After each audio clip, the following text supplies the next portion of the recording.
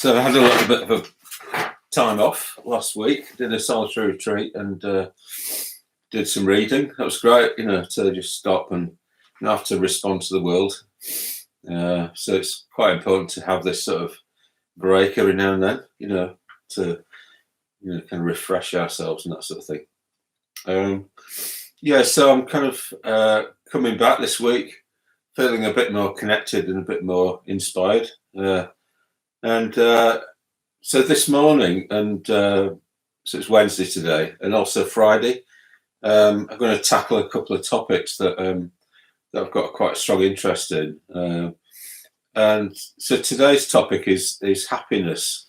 So the reason why I want to talk about this today is that I remember a number of years ago, it might be maybe 5 years ago, something like that. I was talking to Sona, who ordained me back in 1997, and we were talking about.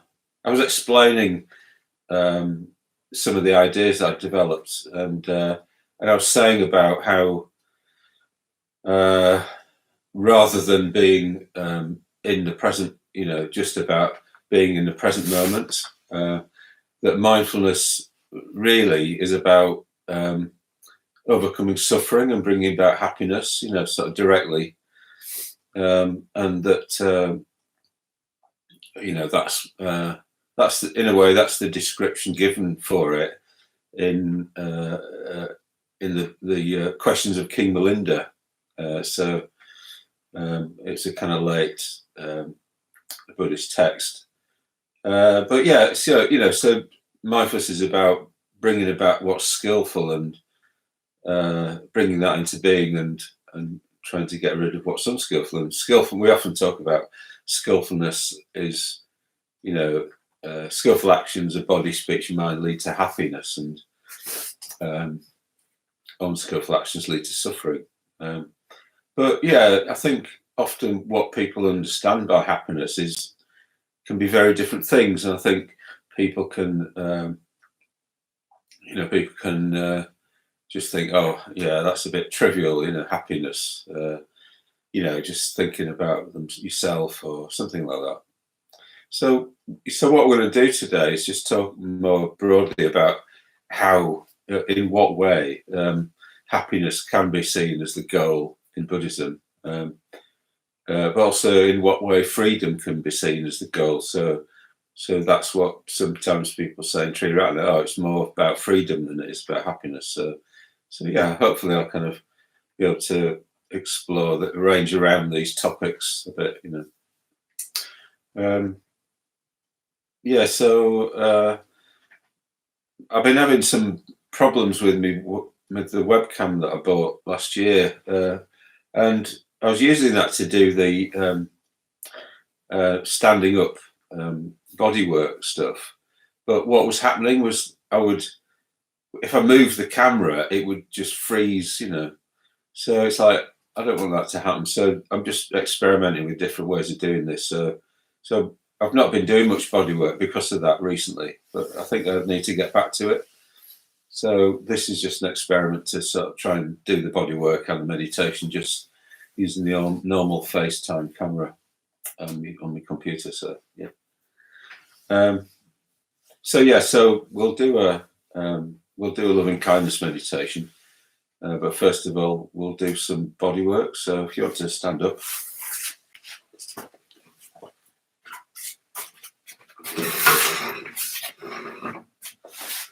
Let's get my head in.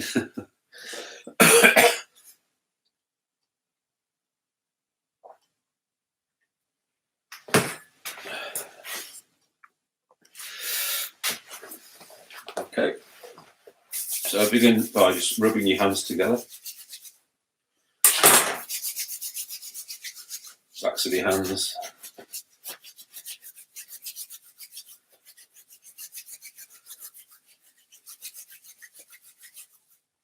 And then just drumming with your fingers on top of your head.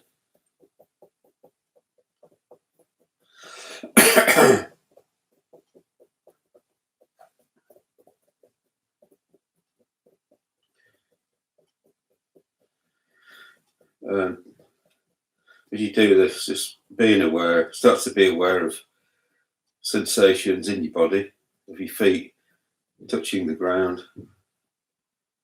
I can feel some warmth from the radiator on the backs of my thighs, backs of my calves, I mean. Sounds coming from outside.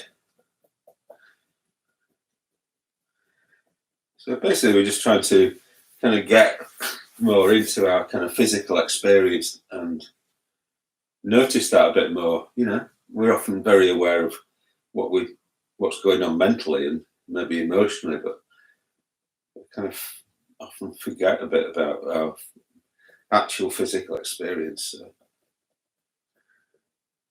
So yeah, just taking your time. We'll just do a little bit of rocking backwards and forwards, this sort of thing. So just try to have your spine going backwards and forwards like that, you know, just vertical, but in a horizontal axis, wherever it is. And just let your arms just do what they do.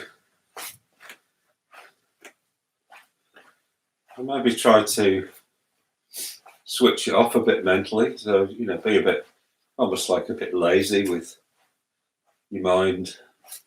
So it's not all keen and wanting to be involved. Just let your body do its own thing.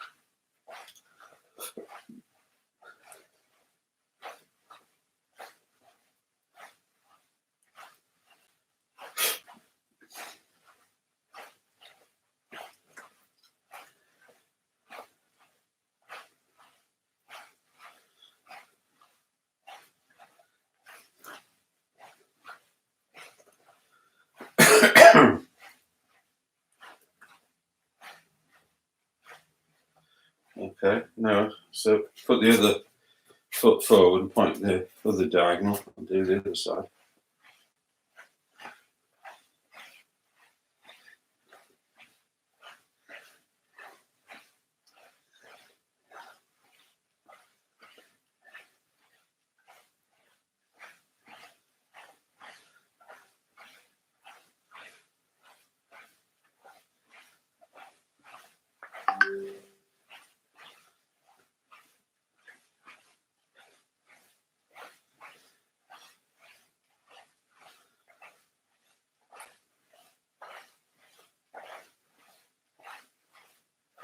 Again, just be patient, take your time, don't rush. So you just need to give your body enough time.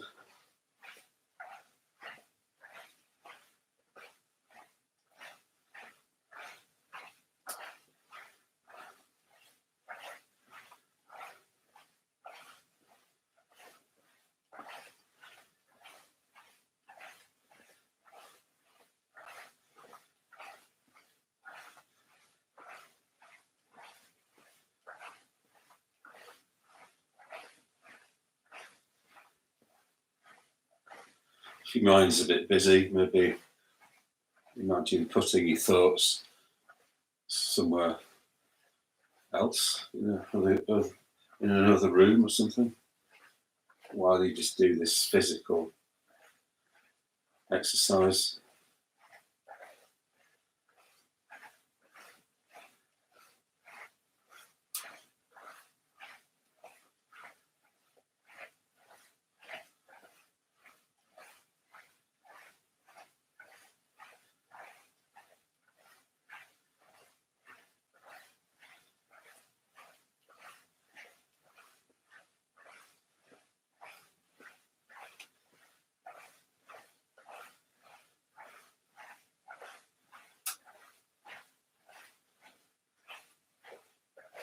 And slow down a little bit.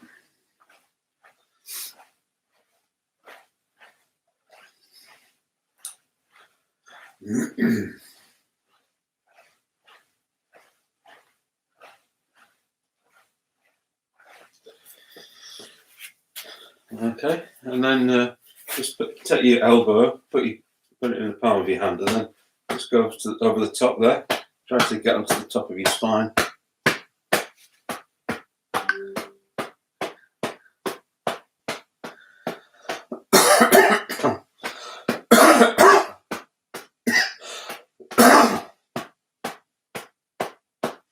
The other side.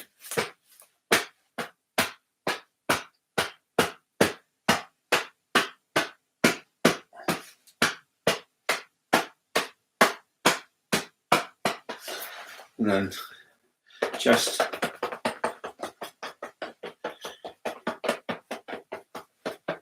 Get your collarbone and sides of your body. And down your arm. And onto the back of your hand. A bit painful maybe. Wake your hand up.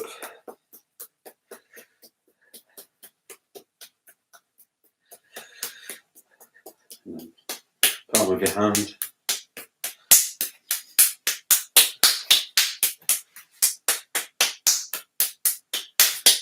And then inside. Other one.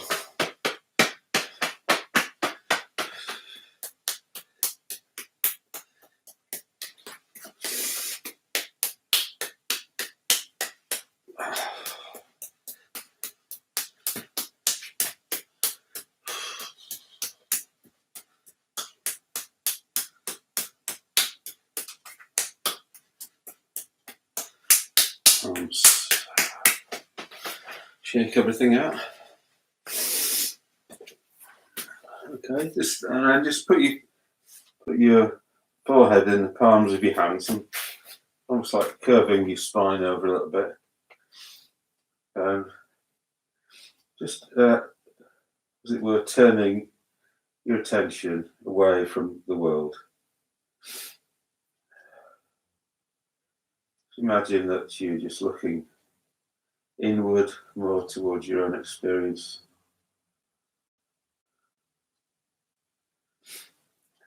And you're giving yourself a break from responding to events, people, and tasks and things you feel you have to do.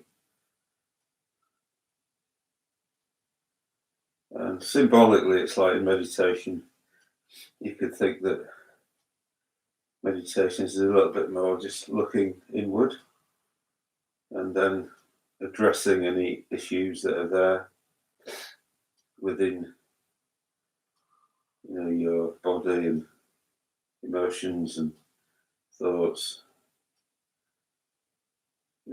Addressing any tension and distress or lack of ability to concentrate. So it's like, it was turning inward and just working on, making any changes that we might need to make. But before we do that, we need to be aware of what's going on. So we're just turning towards ourselves with awareness.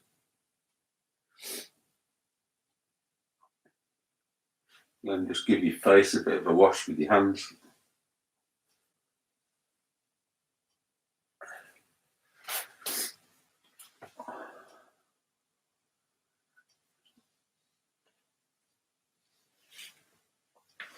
Okay.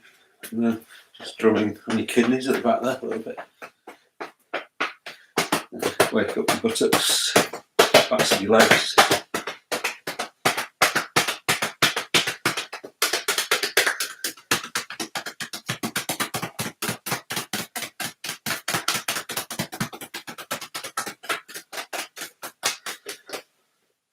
Shake everything out.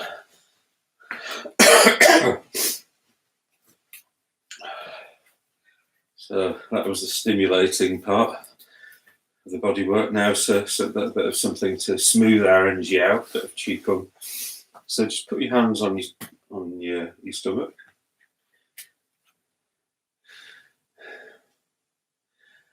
and waiting for your breath to calm down.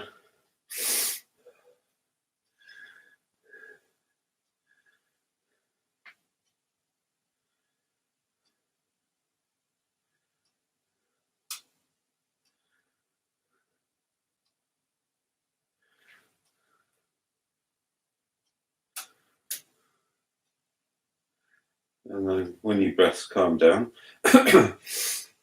just notice when you're breathing out, and when you're breathing out, bend your knees. And then when you're breathing in, straighten your knees. So you're going down on the out breath, and then coming up on the in breath. And down on the out breath, coming up on the in breath. Notice if you're not moving at all, you might be just a little bit in your thoughts, a little bit too much in your head. So put your thoughts to one side and just do this simple physical exercise. And down, bend your knees on the out breath, straighten them on the in breath. And next time, put your hands out the front. So on the in breath, you're bringing them up to your chin, and you're turning and then taking them down. And turning again. Imagine a tennis ball under your armpits.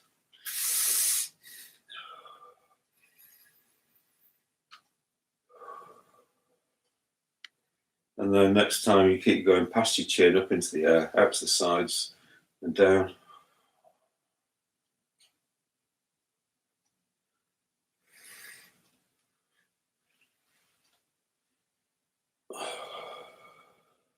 And then one last time.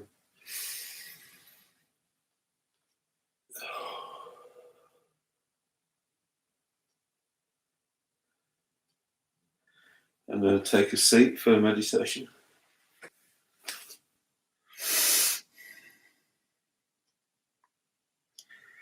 So just get used to a different position.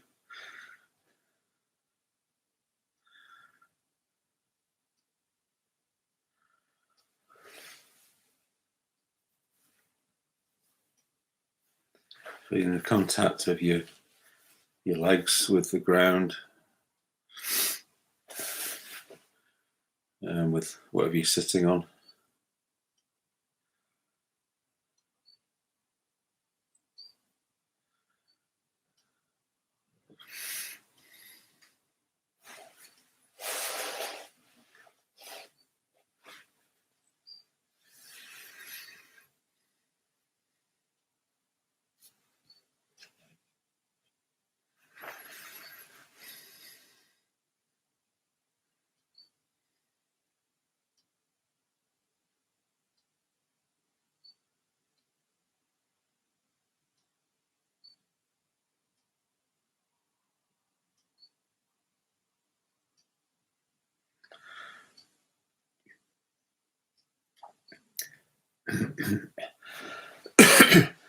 So hopefully you've now got a little bit more energy in your body and a bit more relaxation. So it'll be easier to just let your body just sit there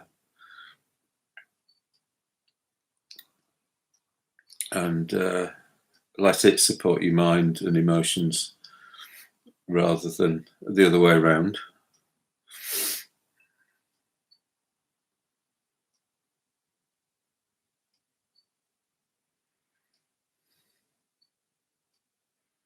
So tuning into how you feel right now. You know, what's going on for you, generally speaking.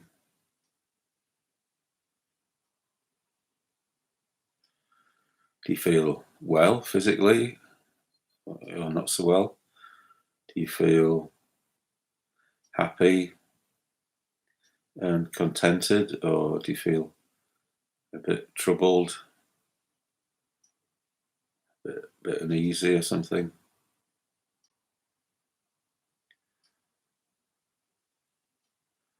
Are you calm, or are you a bit worried?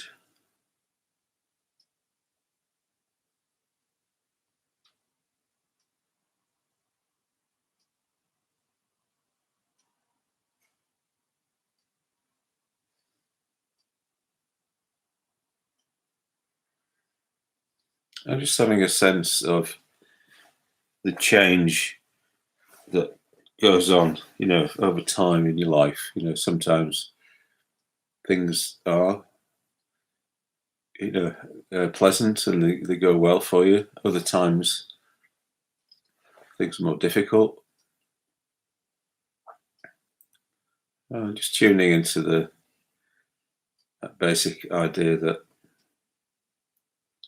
you underneath it all, behind it all, what you really are always wanting is that kind of happy experience, that pleasant experience,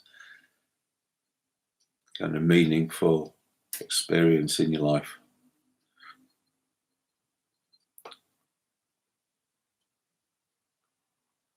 That our lives do have a kind of direction to them. It's not just kind of random, really. Like life has its kind of arrow of, direction it's pointed towards.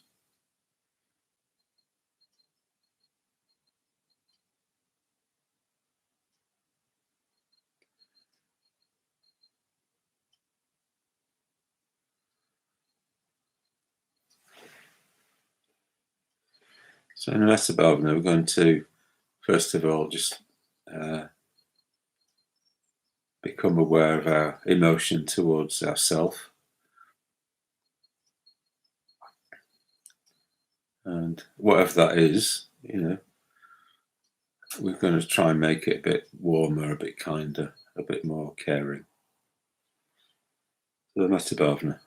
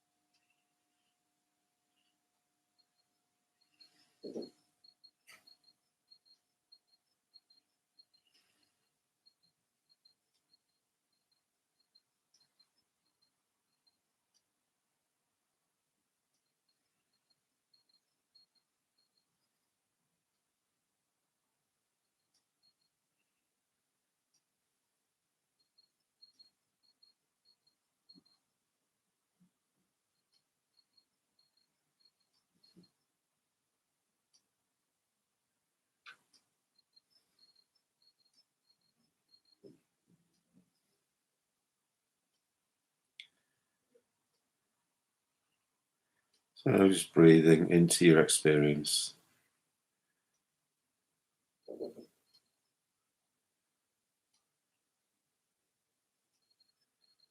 Breathing into your emotions.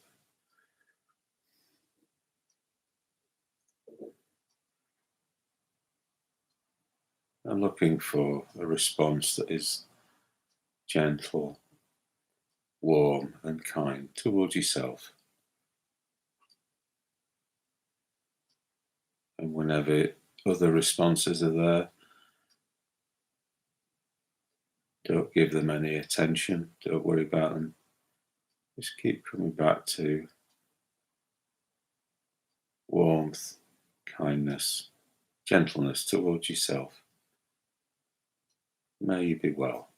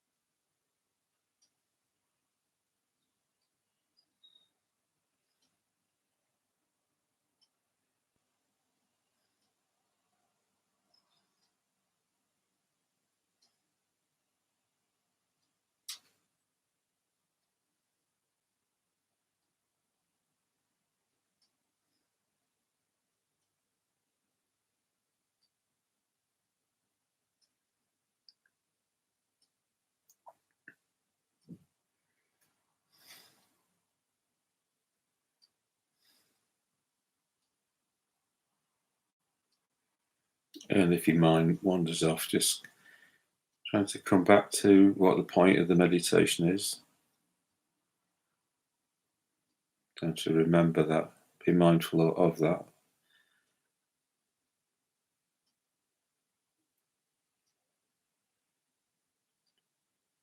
And just coming back to your emotions towards yourself. Trying to make them a bit more warm, a bit kinder.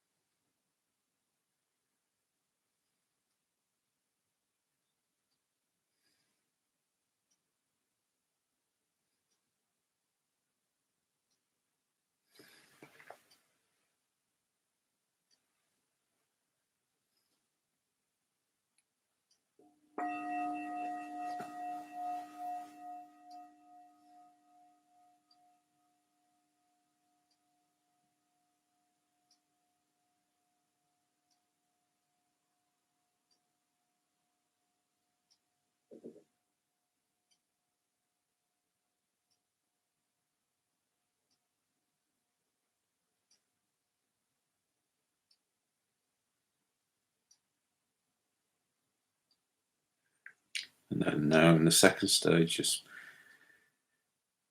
turning your attention towards somebody who's a good friend.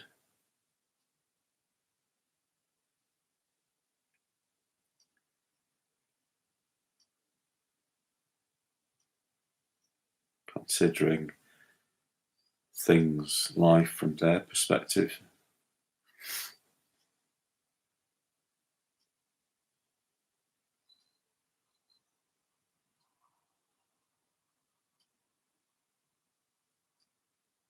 And trying to direct that any kindness you've developed towards your friend.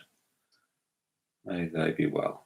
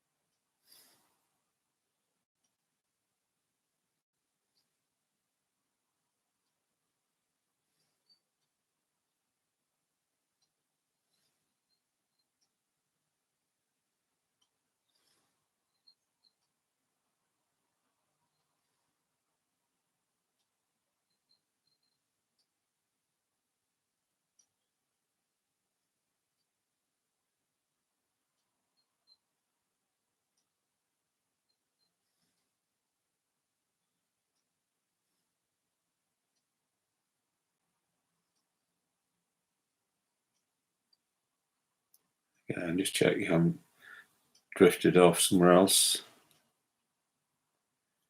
I've got a bit vague about what it is that you do. If you have, don't worry about it, it's fine. Just come back to the point of the meditation. Developing kindness towards ourselves, and then next towards a friend. May they be well.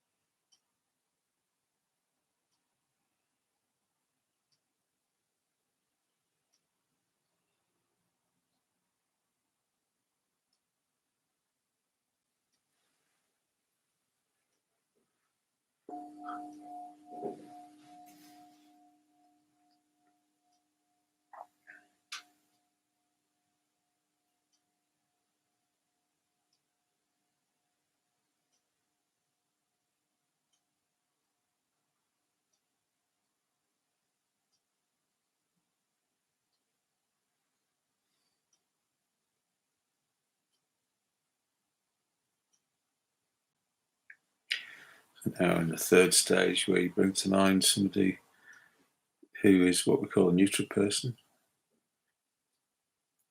We just see them around, and we're not really close to them or have any strong feelings towards them.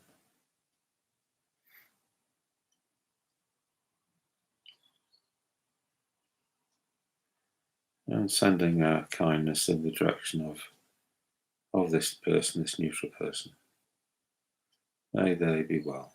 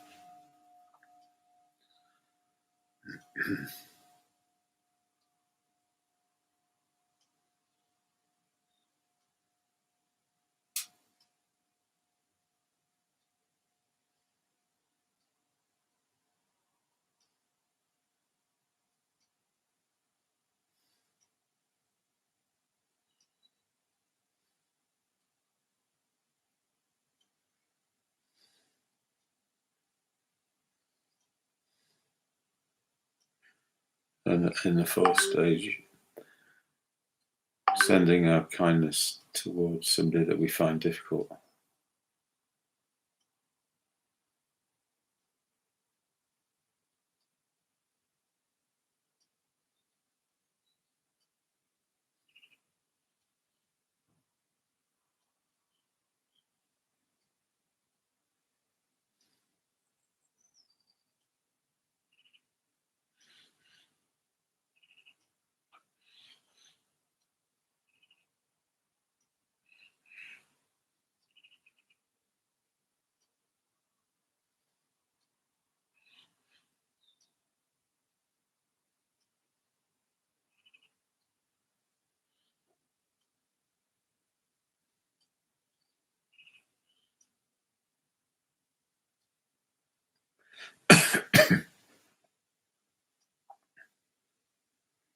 So try to not keep directing your attention towards whatever it is that you find difficult about this person.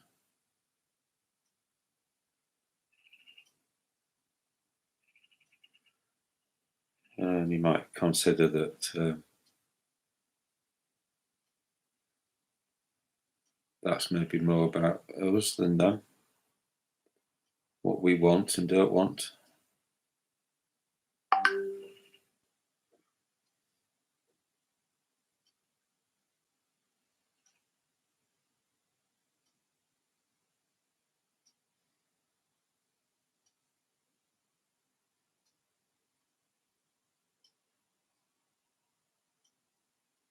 Maybe we feel like they get in our way in some way or other.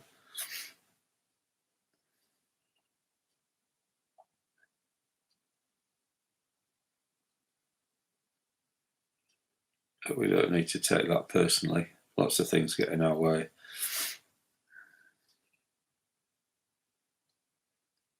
And just reflecting that they are a person. So wishing them well just for that reason.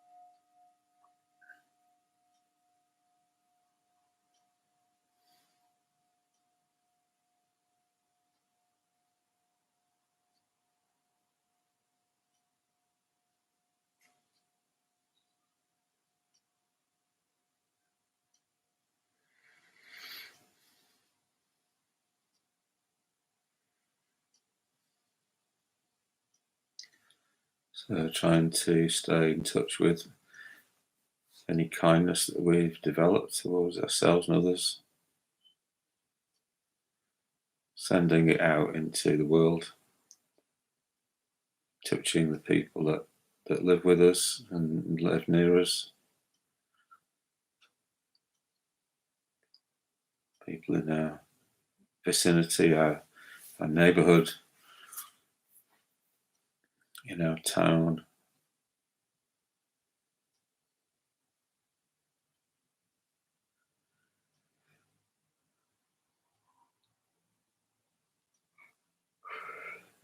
People of different social groups to us and political persuasions, gender, age, different species, animals and birds, fish, all beings that suffer or experience joy and pleasure, wishing them all well.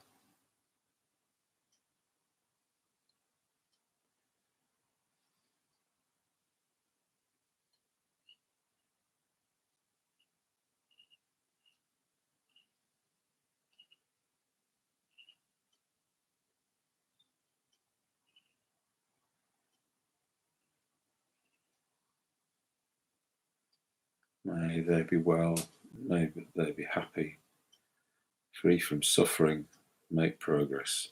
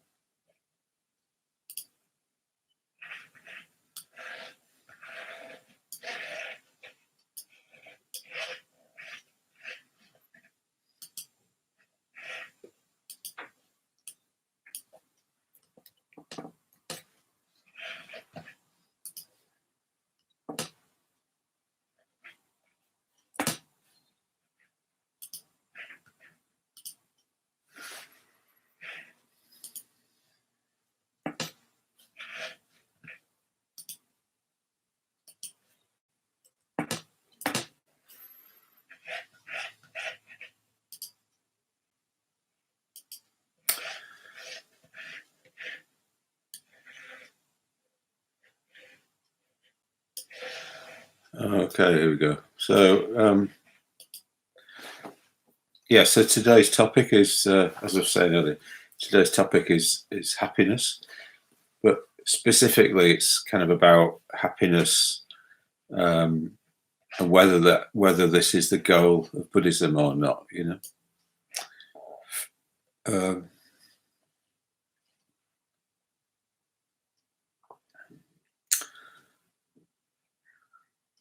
Or whether it's something like freedom, for instance.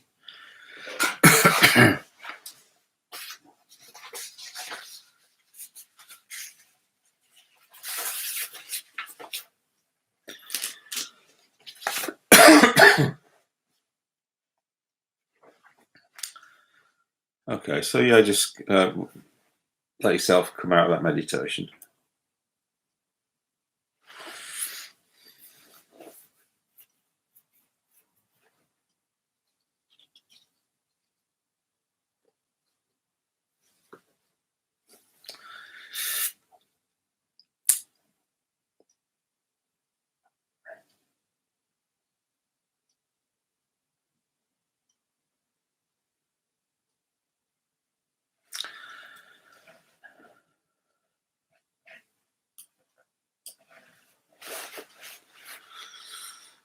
Okay, so I've got Wikipedia open here on page on happiness.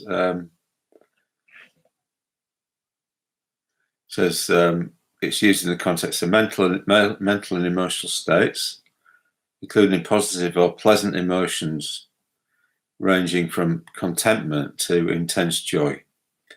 It's also used in the context of life satisfaction, subjective well-being, eudaimonia, which is a Greek term, flourishing and well-being.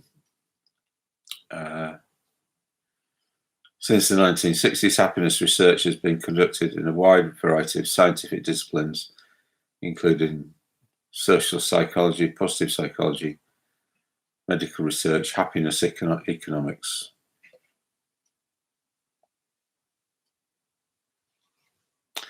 So sometimes it's talked about as just a kind of an experience in the moment, what I experience here and now. And sometimes it's talked about as an overall appreciation of one's life as a whole, so am I happy, and some, I think the Greeks, one Greek philosopher talked about you could only really know whether you've been happy like at the end of your life, so once everything has happened to you, you could only really kind of work it out at that point.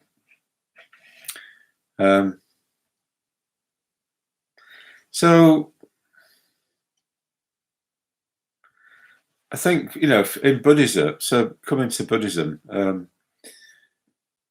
there's, and to Pali, which is the ancient Indian language that Buddhism was written down in, the word for happiness is sukha, but it's the same word as for pleasure. There's just one word for pleasure, for happiness.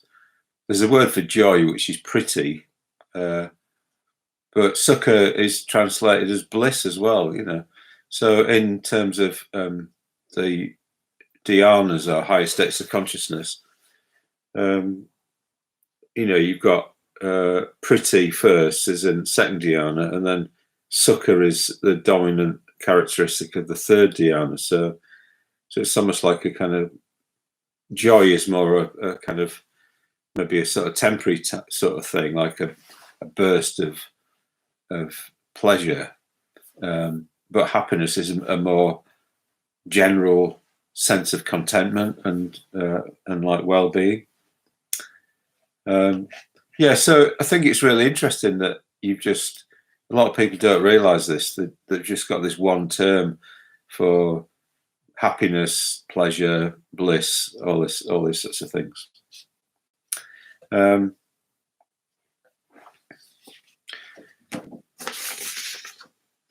So I've covered in earlier talks the idea of flow. So this is an idea from Mihaly Csikszentmihalyi, and so when you're in a state of flow, it's like this comes from Aristotle, really. So Aristotle sort of thought that happiness came through doing things, through flourishing. It wasn't a sort of a that's eudaimonia is a Greek term variously translated as happiness, welfare, flourishing, and blessedness. It's like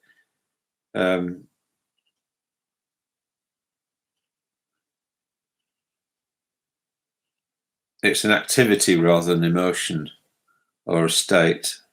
So eudaimonia means, well, EU means good or well-being, and daimon means spirit or minor deity. So it's like, you have a kind of, you have the right spirit, you have a good spirit for things, and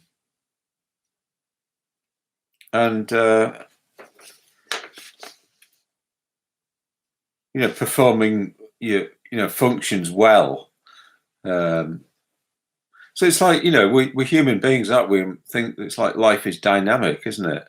So, and often when we're waiting for things to happen to us, it's a bit passive, and particularly if we crave happiness, if we crave happiness, often that's the worst thing we can do in terms of getting it,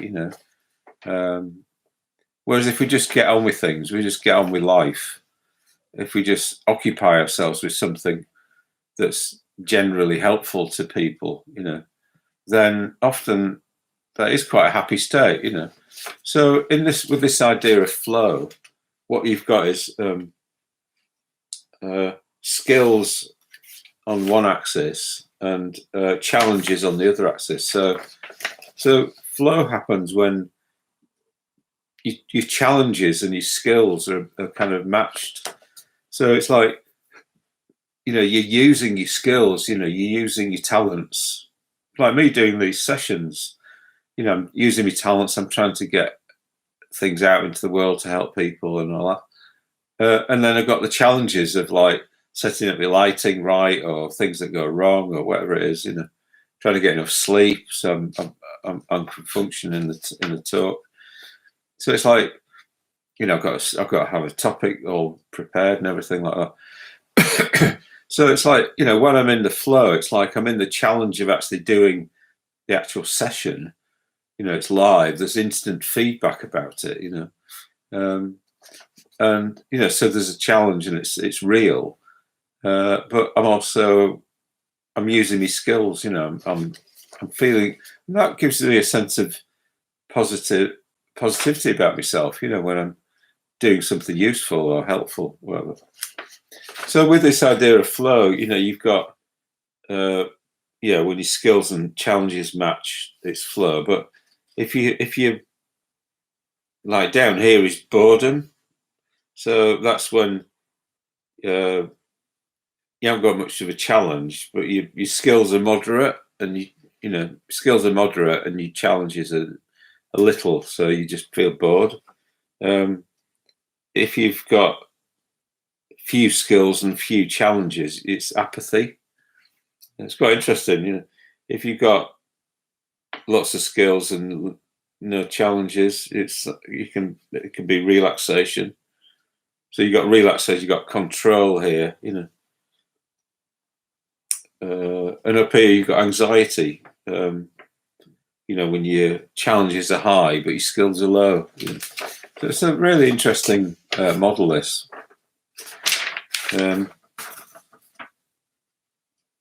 But yeah, it comes about this whole thing, coming back to, is happiness. So basically, sukha, pleasure, is a feeling. It's vedana. It's something that we experience. So according to Buddhism, happiness is a resultant. It's like a feeling. It's vedana.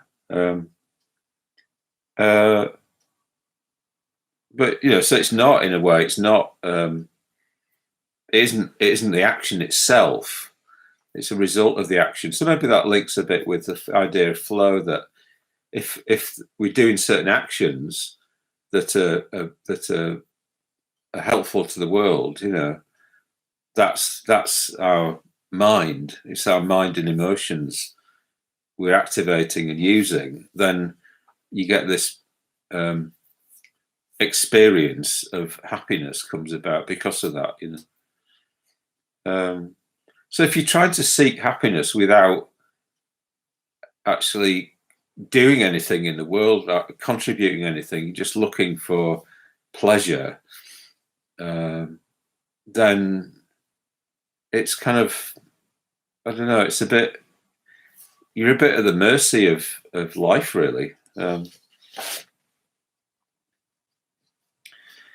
So basically,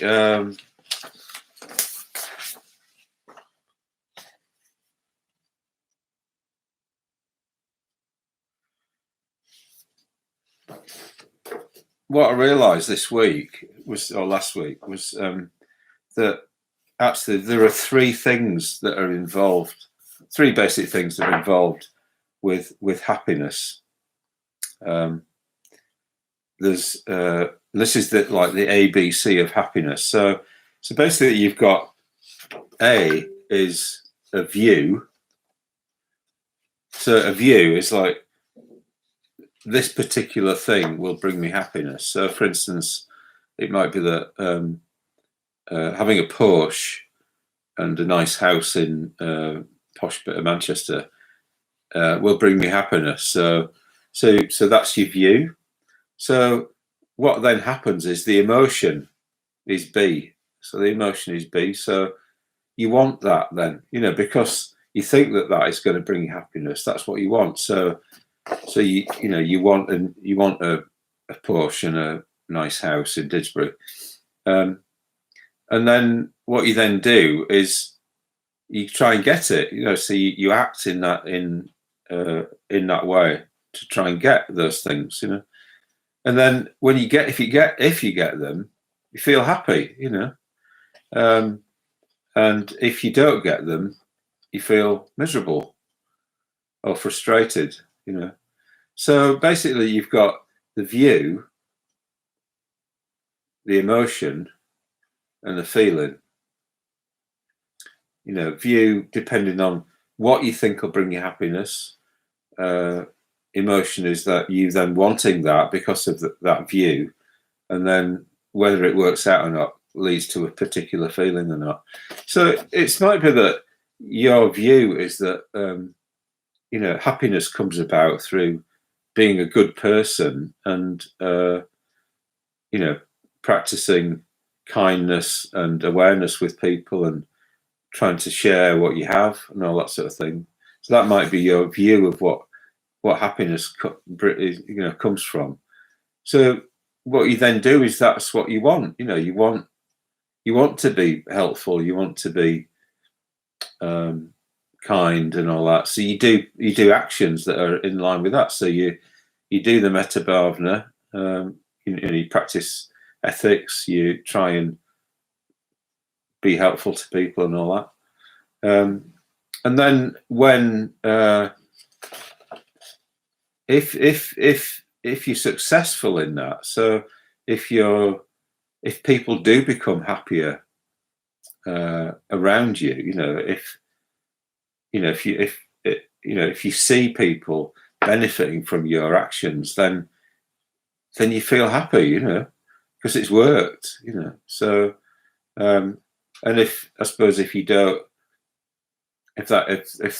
you don't get any results, then you feel sad about that, So again, it's like the view. This view is a bit more of a sort of spiritual view than the emotion, which is more of a spiritual emotion, and then the feeling, which is more of a spiritual feeling.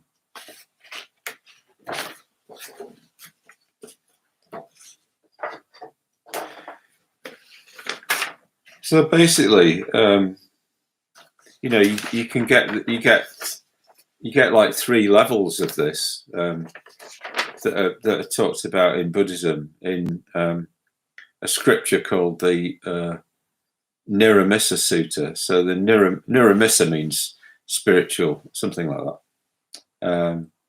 So you have like three levels of views and wants and also feelings, So the first level is something called so that your view is that happiness comes from looking after myself and my group, something like that, roughly.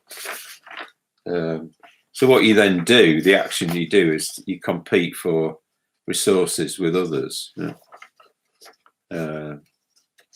You try and beat your enemies down and kind of amass material possessions. The next view is that being skillful is what leads to happiness, aiming to help all beings be well. So you then practice the precepts and cultivate meditation. And then, so this is what I've just been talking about a minute ago.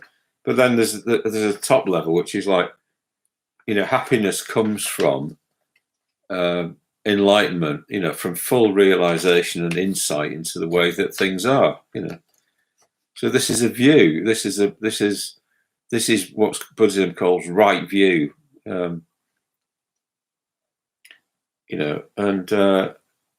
so this is the view of the Buddha, the experience of the Buddha. So you have that view. So what do you do? What do you want? Well, you want to help people by teaching them the Dharma. If you're the Buddha, then you want to help them by teaching them the Dharma out of compassion. So that's for you is the most important thing. If you're coming from this kind of enlightened perspective,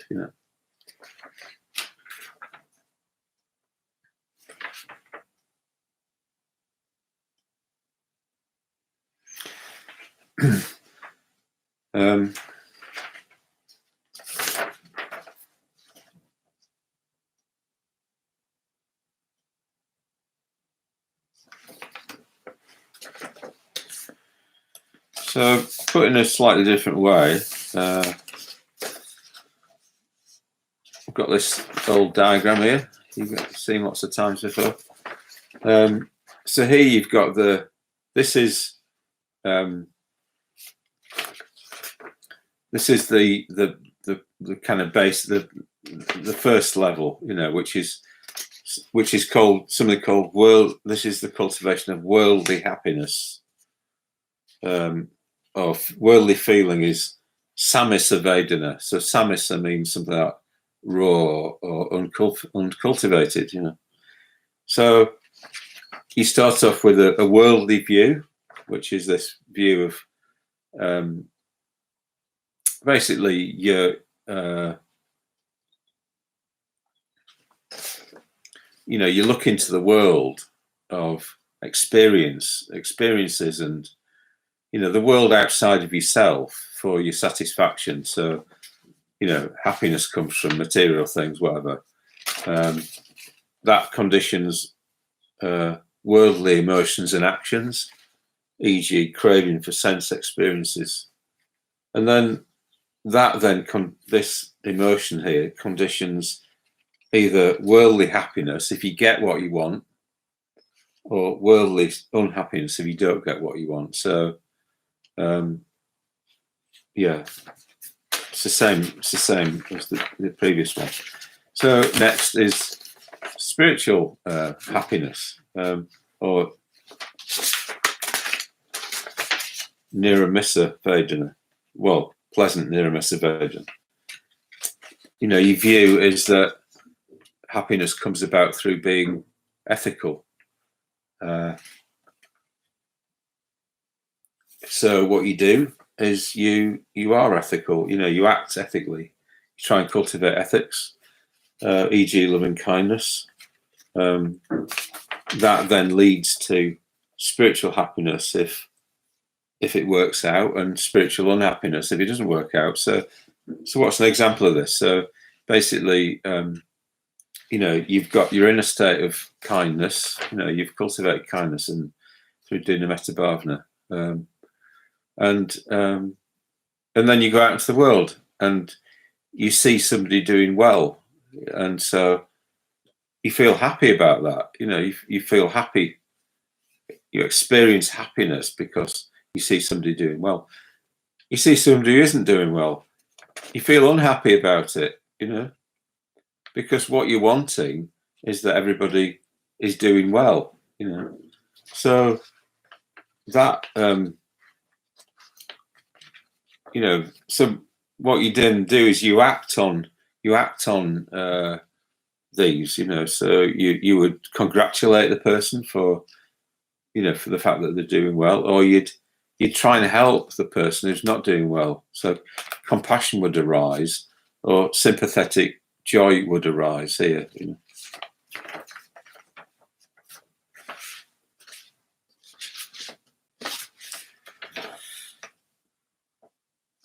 And then the top level is the type of feeling here is something called more spiritual than spiritual feeling. Niramisa Tara Vedana. So Tara means to cross over, something like that. So you could say this is feeling that transcends spiritual feeling. So you have an enlightened view. That enlightened view leads, say you are enlightened here, leads to emotions that are free from greed, hatred, and delusion. So this is the top. This is, so that it's, the Niramisa Sutta says that the monk who,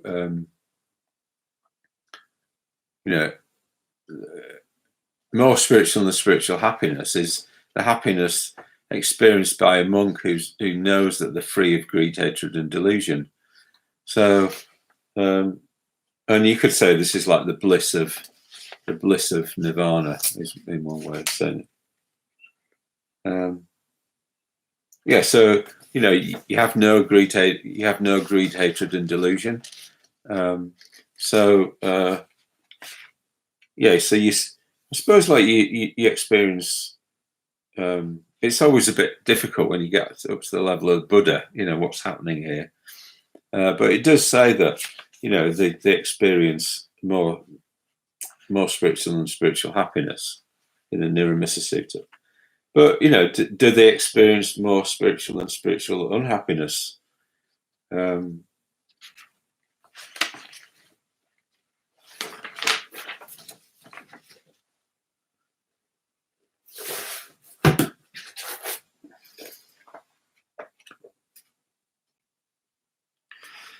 So there's a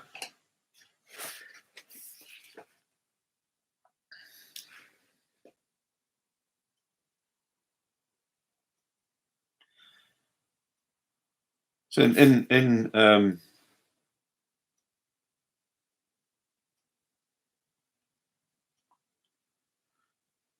there's a scripture called the Salayatana Vibhanka Sutta, and it's in the Chinese version. It talks about 3 possibilities for the Buddha.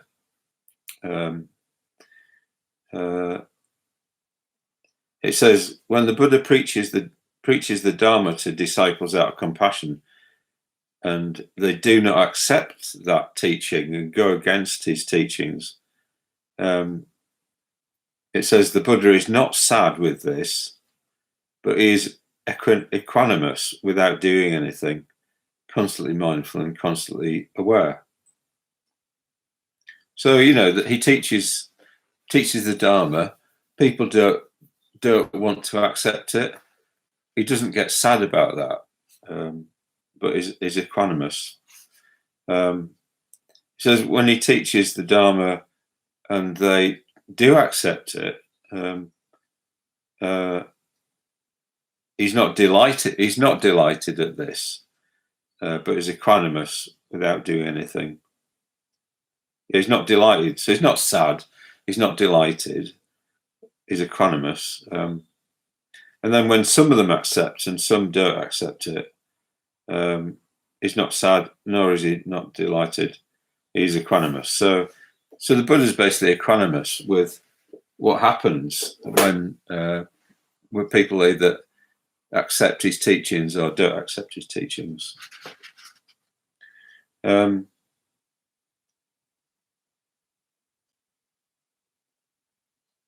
So I don't know about that question really, whether there is a possibility for more spiritual than spiritual unhappiness. But maybe there is a sort of sense in which the Buddha feels the dukkha of the world. In the Vimalakirti Nidesha, the Bodhisattva Vimalakirti he's sick. It says he's sick, but he says he's sick because living beings are sick, and in a way he's suffering because living beings are suffering. So So I think within the enlightened mind, there is this sort of capacity for complete identification with all beings. So on some level, maybe it is the case that the Buddha is, well, certainly the Bodhisattva experiences pain to the extent that living beings experience pain, and in a way, that's what motivates him to teach. Really, it's teaching out of compassion for the world.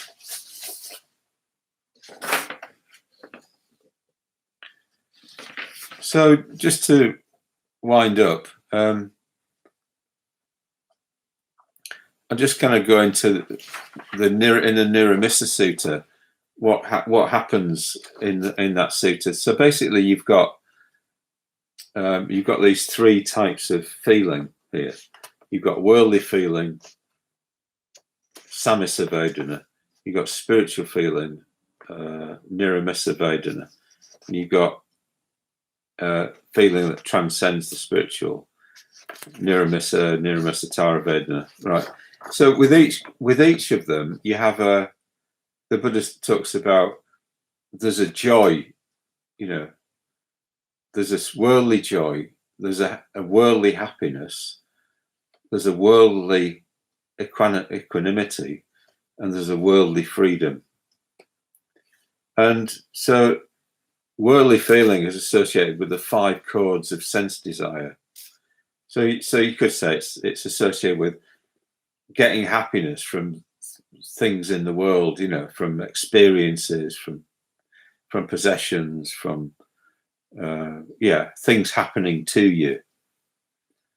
So what happens is we only experience happiness, worldly happiness, when we actually get the things that we want in the world, But I suppose if we keep getting, because things are impermanent in the world, then they will always cease at some point, and then to the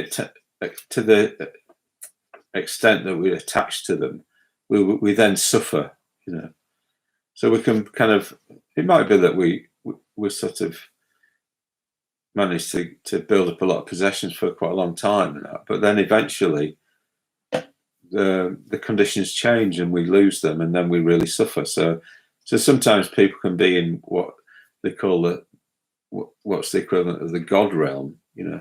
Everything just goes fantastically, and they have a lot of power and influence, and pleasant experiences and stuff. But then eventually it comes to an end, and so it's like they can fall even further down. Either fall just down to be ordinarily human. Maybe they go into the hell realms because they can't stand the contrast between what they've had and what they've now got.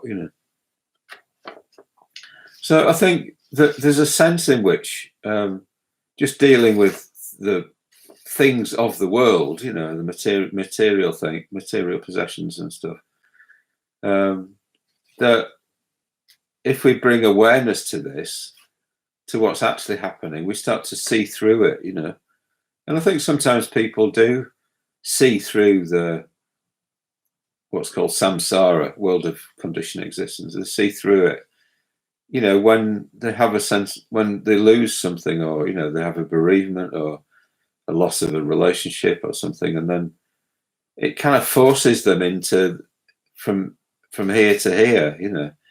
They have to start looking somewhere else than the world for their satisfaction, happiness, and that. So they go along to the Buddhist center and learn meditation, and they learn how to develop joy and happiness and these sorts of things, irrespective of the world, just through working on their own bodies and minds, and emotions and stuff. So, so they make progress up here. So spiritual feeling is associated with dhyana or meditation. But maybe again, you've got a similar thing happen. So you might you might get quite good at meditation, and you're able to get into blissful states of mind quite a lot of the time, and you're quite ethical and that sort of thing, and but eventually it's almost like whatever you bring into the world, whatever you create, then is subject to decay, to change, to the things that you give away, they get broken, or the positive mental states, the actions that the friendliness that you send out, stuff like that, it wears off for people. Or so it's like there's a sense in which even when you're acting on your internal states of mind and making them as positive as they can, the fact that they're not permanent becomes a bit of a problem. So then you have to move to this level and kind of, in a way, give up on just cultivating this without having a sense of insight. So this is the level of insight. What you're looking for is to really kind of go beyond greed, hatred, and delusion, particularly delusion. So that you see that whatever you create does actually fall apart, and that's to be expected. So you don't then fret about it. You don't get unhappy about it. And then eventually you go through these joy, happiness, equanimity, and freedom here, in the insight column. So here, what we've got here is an example of how freedom can relate to happiness. So we're always, and you need to bear in mind these three kind of levels. So there's three types of happiness. You've got three types of freedom. Ultimately, you're looking for this freedom, which is the freedom of nirvana. So just to reiterate that point at the beginning, which I think is really key, the ABC of happiness. So basically, what brings you happiness depends on what you want, what you think will bring you happiness, and whether you get it or not. So if you think in terms of material things, and then you want that, and then you get it, then you'll be happy. But whether you get things or don't get them isn't often, or down to you, is it? It's often down to the world. So it's like, we need to kind of start maybe refining what our views are about happiness. Look at them, reflect on them. Does it actually work? Or does it not work? And then we'll end up refining our wants, our emotions, and making those more refined and less gross, those sort of things. And then, and often, it's almost like with the things that whether we get something or not, it actually becomes more within our control, So if our mental states are more within our control than external things are, then we've got more chance of happiness, But then ultimately, even our mental states kind of decay, the effects decay. So we only really get happy when we don't have these expectations of things that that aren't going, that things are going to happen when they're not going to happen. So until we develop real insight, we don't end up we don't have full control over what happens in terms of our happiness. So so the Buddha there's no conditions under which the Buddha will be unhappy in a way, because he has no expectations of things other than being different to reality. So yeah. So I hope that's cleared that one up. Yeah, anyway, but something to reflect upon. But I think, just the simple idea of flow is just really always a good one. Keep coming back to that. But it's we need to be using our skills and having challenges and in a process rather than just sitting back and waiting for something to happen.